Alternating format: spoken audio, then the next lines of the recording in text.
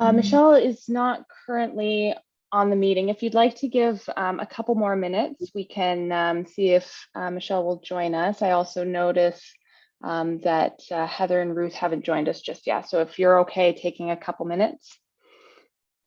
Absolutely. Yeah. Elizabeth, is quorum 5 people?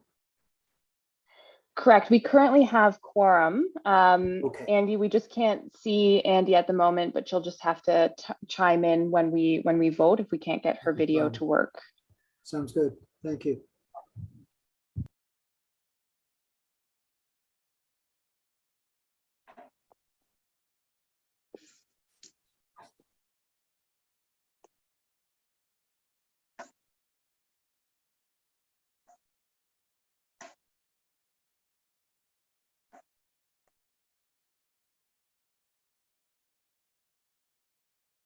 And Heather and or Ruth will be speaking to the one business item. Just as a quick overview. So we will wait.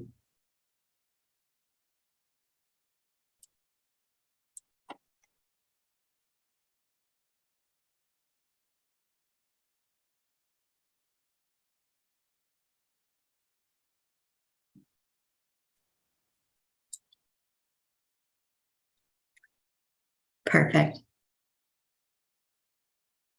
Okay.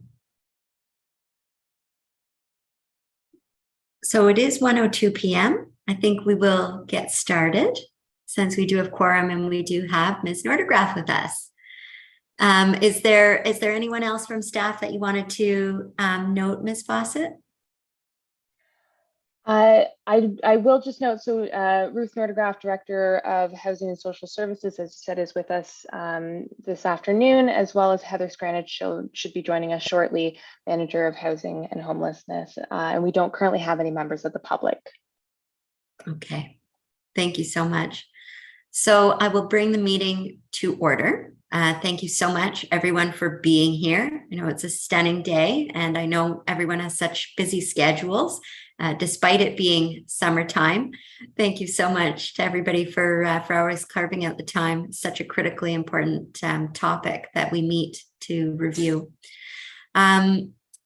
So we will begin with the approval of agenda now. So you have the agenda. I will be adding one item under the other business section. So we will review at that time. And if I could ask for a first to approve today's agenda. Thank you, Councillor Doherty. If I could have a second. Thank you, Ms. Everett. And all in favor, if you could please show your hands. And for Ms. White, if you could say so. Yep. Thank you very much. Perfect. So then we'll move forward with confirmation of minutes. So you have the minutes before you from our previous meetings. One was our regular meeting of the Housing and Homelessness Advisory Committee on May 12th. And the other was a special meeting, which was conducted on June 14th. If I could have a first for the approval of both of those committee meeting minutes. Thank you, Councillor Neal. And if I could have a second. Thank you, Ms. Everett. And then a show of hands for all in favor and an aye from Ms. White. Yep. Aye. Thank you. Perfect. So that also passes. Disclosure of pecuniary interest, if there is any. No. Delegations. There are no delegations for today's meeting. And there are no briefings. So number 6 on the agenda, there are no briefings. So we'll move into the business item, which you will find is the quarterly standing update report. This is the report of the Chief Administrative Officer. And we do have Ms. Nordegraff with us in order to do sort of a quick overview of that. And just to keep in mind, this report is for information purposes only. It is not something that we would be voting on. Thank you, and to you, Madam Chair. Good to see everyone. I know it's summer, but I agree. I think things are not slowing down. So as you now, I think, hopefully are looking forward to every quarter is our quarterly update reports, which we have established, I would say, about a year ago, and I think has really helped to really continue to update you on the broader kind of housing and homelessness portfolio in kind of the three areas of homelessness, the homelessness system, the social housing portfolio, and the affordable housing portfolio, which all three are kind of in that continuum of housing, as you are very familiar with. I will not spend too much time, but just really quickly, you know, an overview of some highlights. As you know, we've been working very closely with the Integrated Care Hub consortium on a transition. So as of July 1st, the lease of the property is transferred to the consortium of Trellis or HARS, formerly Addictions and Mental Health Services, and Kingston Community Health Center. So obviously we continue to work really closely with them, but they are now holding that lease, working through their programming as well. And there will be some neighborhood engagement as well as kind of really came out of some of the evaluation and the ongoing conversations with the partners and with the neighbors. So definitely lots of work ahead of us, but there is some good movement there. Homelessness system updates. I just wanted to remind the committee again, thanks for all the great work and support on the system review last year. We've been able to review and recommend kind of the procurement details, and council has approved that in June. So now we're working through kind of the new agreements and accountability pieces with the various providers. We will continue to kind of give you all the stats or give you stats of the system.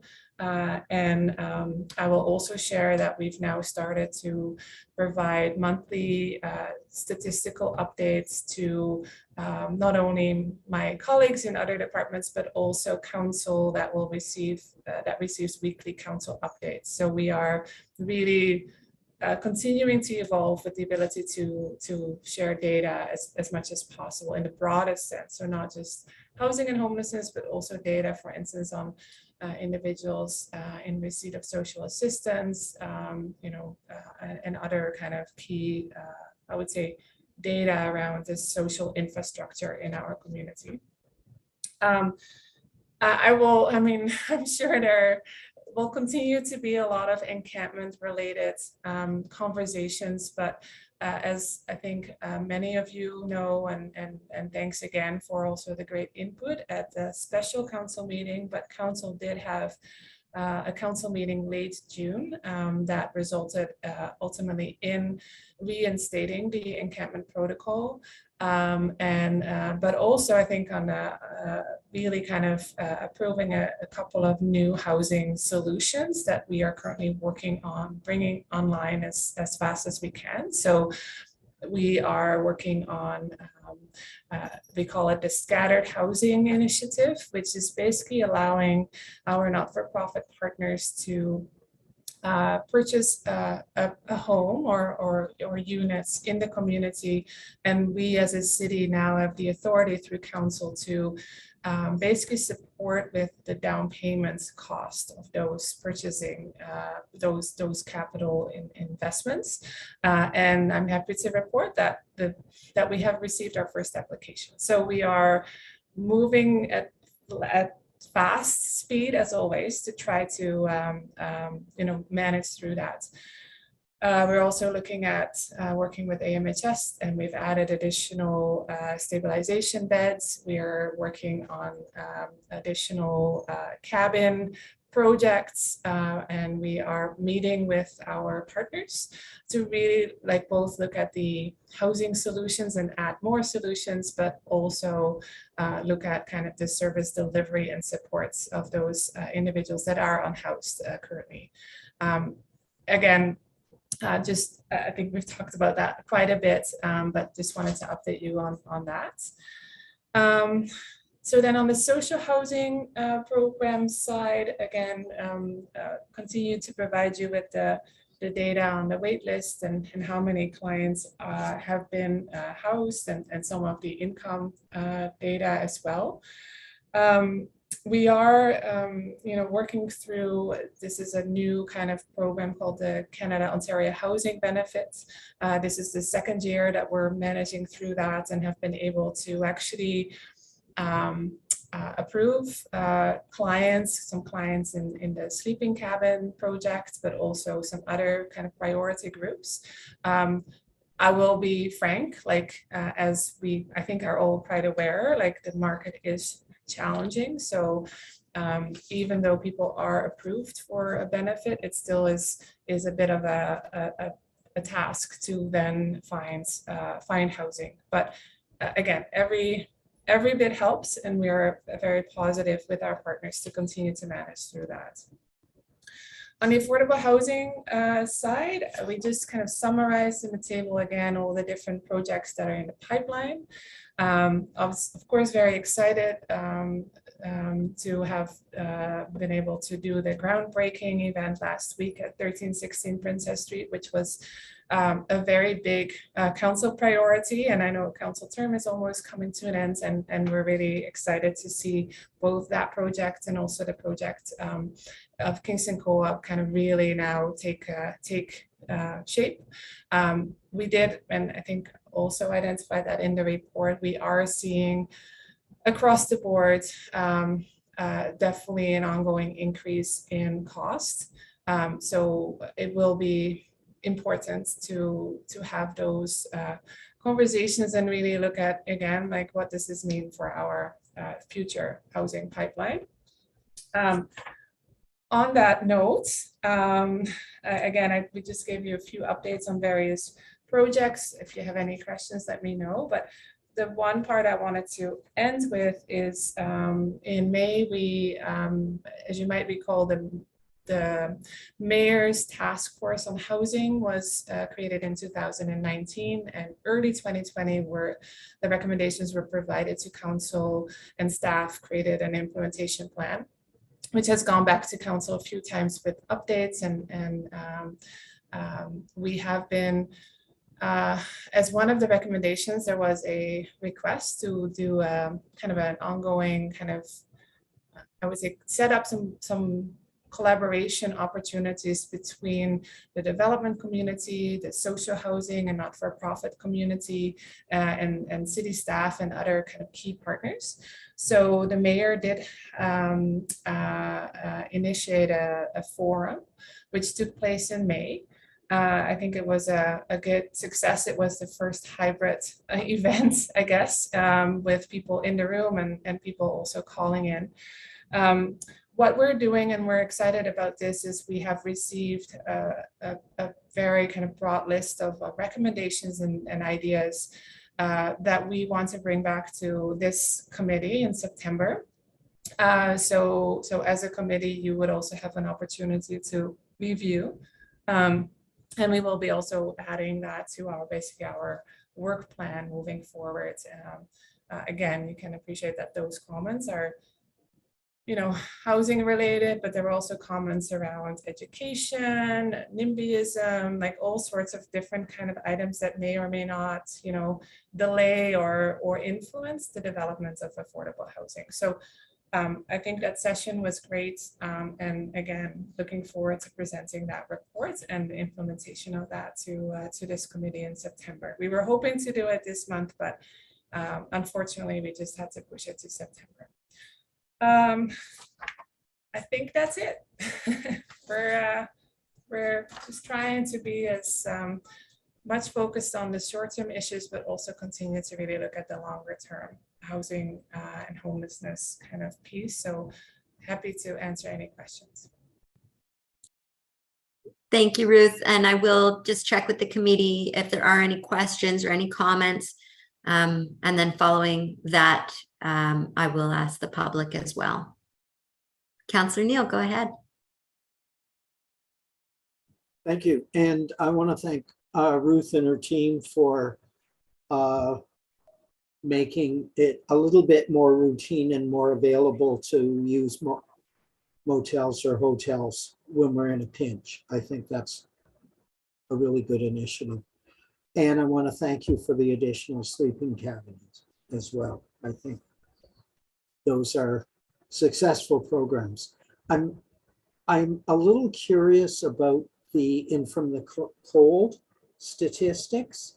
I know that we're, correct me if I'm wrong, but we're still doing that on a contractual basis with them and funding their program. They aren't quite back to the full use of their space and that, and we're still paying the full amount. Can you tell me when we might expect them to be closer to their capacity? Thank you, and thanks for the thanks, and through you, Madam Chair.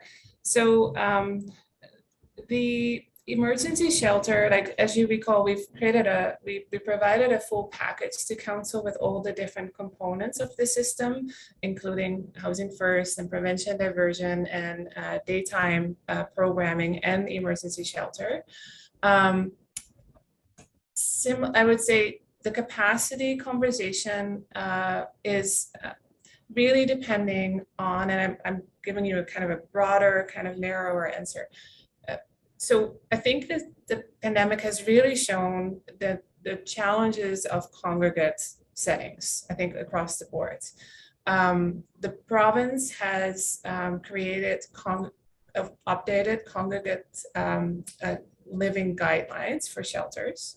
And we're really seeing that, for instance, like the building, for instance, in from the cold, but also even our family shelter, it's obviously not super conducive to, you know, putting a lot of people in one place. So that's just a kind of a bit of the context. And it's also really hard to compare sometimes apples with oranges, because ultimately we're seeing some shelters that have gone back in other cities that have gone back to full capacity, but that might be because their building is different, is laid out different, or there's, you know, ways to do that. With In From the Colds and Lilies and any congregate shelter that we're working on, we're working with IPAC, so the public health IPAC teams, and I'm saying we, but it's really the shelters.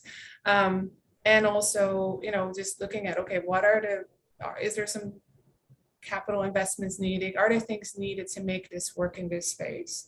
So we are working with Homebase. They have identified that they're going to be able to bring up the space as identified in the report to up to 25.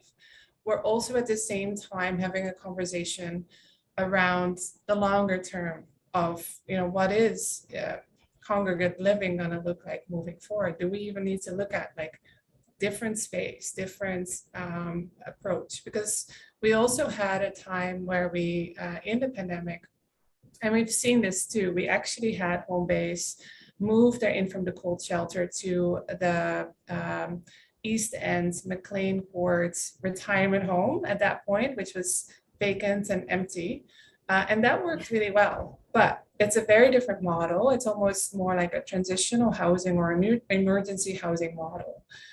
So what we've done though with the contracts is we've made it, it's not a 4-year contract, it's a it's a 1+1 contract.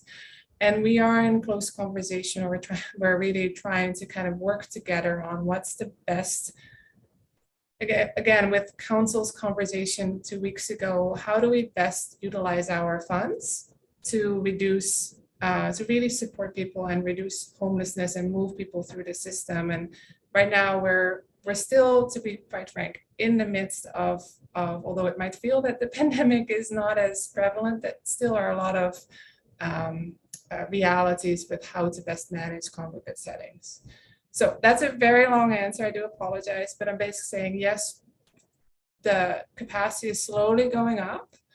But at the same time, we're also looking at a better longer term shelter option for a variety of reasons, because we also just noticed that it's just been really interesting to see people kind of succeed with having their own room.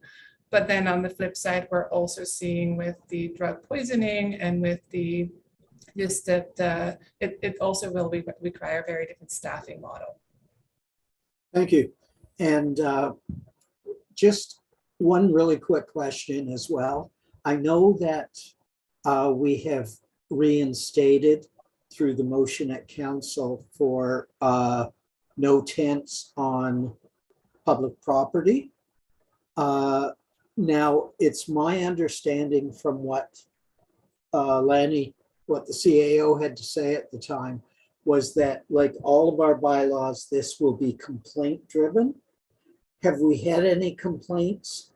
Have bylaw officers have to remove any tents on public property? Thank you, and through you, Madam Chair. So yes, so what CAO Hurdle shared at the council meeting and also has been shared, I think, publicly is yes, the encampment protocol is reenacted. So as staff, we do have to follow through with that protocol. And our colleagues in bylaw and enforcement are obviously taking the lead on that with interdepartmental kind of approach and with partners as much as possible. What that means, yes, that is complaints driven. Yes, we have received complaints. And yes, we have moved, we have asked people to move from various city locations. Thank you. And when I was giving you accolades, I left out Dawn House. I really appreciate that Dawn House has received that additional funding and are doing more transitional housing. So thank you very much. Go ahead, Councillor Doherty. Thank you, and through you, Madam Chair. And I'll add to the accolades. I'm really excited about Princess Street. That's really fantastic. So thanks all for all of you staff in the last few years, actually. Just a couple of questions, real quick questions. You mentioned that the scattered housing non-for-profit project, that you had one applicant. Are you allowed to share who that applicant was? No. Okay. I thought maybe that would be the case. For the portable, another question, for the portable benefit, has that gone up with the cost of rent going up?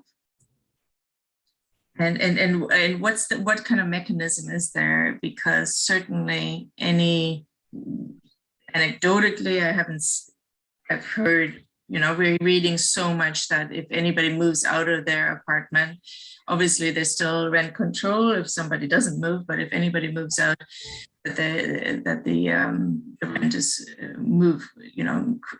extremely, like, huge chunks increases is what everybody's seeing, and that's the word on the street. So what's the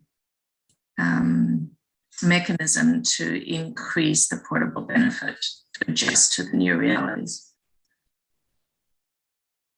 Through you, Madam Chair. So we do have quite over the past few years, I feel like we have actually created quite a, how do you say it, like a portfolio of different housing benefits that have also different funding streams and different expectations. But really, and I mean, this is a very broad stroke, but really what the portable housing benefit does, it's covering the difference between the 30% income of a client, or if they're on social assistance, that's a slightly different calculation. But really, it's the difference between a certain income expectation or certain client contribution expectation and the actual rents. In some cases, it's 80%, sometimes it's 100%. So it's depending on the supplements and the funding stream, there are a couple of different expectations. So ultimately it's paying that difference. So Okay. yes, and we're obviously seeing that, and CMHC data and all the data is supporting that. Prices keep going up. So ultimately the rent the supplements supported by our benefits do become more expensive. I will say, and we're obviously starting to prepare for budgets, they still remain more affordable than, for instance, our social housing operating cost per bricks and mortar unit. However, they're obviously not always available. So where we've had quite a bit of success is when we are able to offer somebody a benefit when they're actually housed and don't necessarily have to move, but are just really looking for that supplement of their rent. Those are obviously the most straightforward success stories, because people basically just get more money to be able to really not be in poor housing needs. Where we are seeing, again, some challenges with the current markets, not surprisingly, is just, again, going out and look for a unit with that benefit in hand, because it is pretty competitive out there. And there are just really a lot of people out there that are looking for housing, and sometimes a landlord may prefer, may not necessarily select the client with the benefits. I hope that helps. That was again a very long answer. I think we lost Councillor Dorothy. Madam Chair, through you, I just wanted to note that we don't actually have quorum without Councillor Doherty. So if we can just have a brief recess to see if she can correct the technical difficulties and join back. Yeah.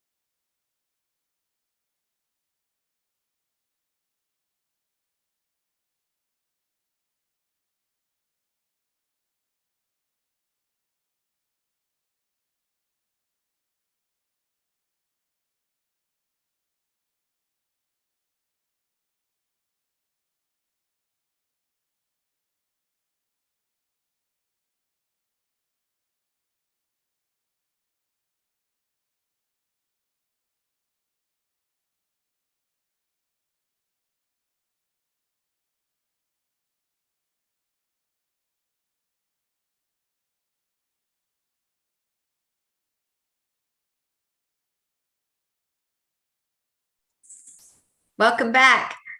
It just crashed. I got the gist of what you were saying. Thanks, Ruth. Sorry about that. And it takes forever for my computer to start up again. Thank you. Well, now we can proceed. Were there any other questions from committee members? And Ms. Fawcett, do we have anyone from the public with us now? Thank you, Madam Chair. Through you, we do not have any members of the public at this time. Okay. All right, thank you. So if there are no further questions or comments on the quarterly standing update report, then we will move forward. So number 8 is motions, and we do not have any motions. And number 9 is notices of motion. There are no notices of motion. Number 10 is other business. And I'd noted at our acceptance of agenda that I did have an item. So we received a letter from Francesca Crete. Ms. Crete is a member of this committee. She has some personal items that she must attend to, and she'll need to resign from this committee. Her resignation will be provided to council as a communication, as council will need to formally accept the resignation. Ms. Crete has been on this committee for years, several years, and such a wonderful voice on this committee and wonderful contributor and member. So I know I will miss her from this committee for sure. And then we will move forward with correspondence. There was no correspondence. So then we'll move on to date of next meeting. The next meeting of the Housing and Homelessness Advisory Committee is scheduled for Thursday, September 8th at 1 p.m. And then the last item is adjournment. If I could have a first for adjournment. Thank you, Councillor Doherty. And if I could have a second for adjournment. Thank you, Ms. Everett, and all in favor. If I could see a show of hands and an aye from, thank you. Thank you very much. All right, everyone, have a lovely end of the week and